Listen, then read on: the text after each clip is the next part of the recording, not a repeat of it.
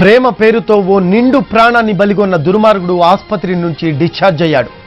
విజయవాడలో దివ్య తేజస్విని హత్య చేసిన నాగేంద్రబాబు గుంటూరు ఆసుపత్రి నుంచి డిశ్చార్జ్ అయ్యాడు. నాగేంద్ర అరెస్టుకు రంగం సిద్ధం చేశారు.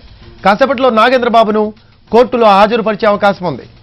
నెల రోజుల క్రితం దివ్యని అతి కిరాతకంగా చంపాడు నాగేంద్రబాబు. తర్వాత తనని తాను గాయపరుచుకున్నాడు.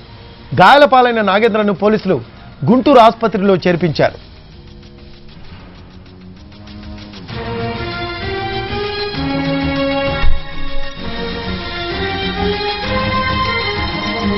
ప్రేమ పేరుతో ఓ నిండు ప్రాణాన్ని బలిగొన్న దుర్మార్గుడు ఆసుపత్రి నుంచి డిశ్చార్జ్ అయ్యాడు.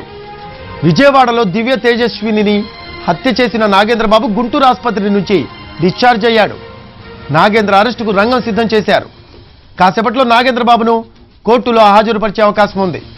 నెల రోజుల క్రితం దివ్యని అతి కిరాతకంగా చంపాడు నాగేంద్రబాబు. తర్వాత తనని తాను గాయపరుచుకున్నాడు.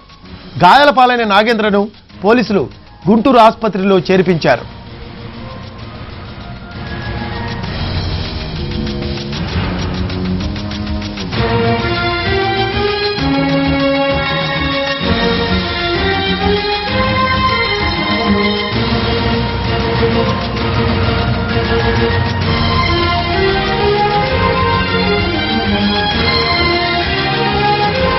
ఆసుపత్రి నుంచి డిశ్చార్జ్ అయ్యాడు.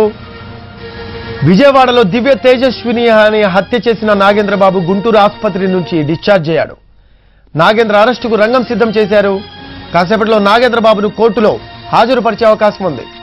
నెల రోజుల క్రితం దివ్యని అతి కిరాతకంగా చంపాడు నాగేంద్రబాబు. తర్వాత తనని తాను గాయపరుచుకున్నాడు.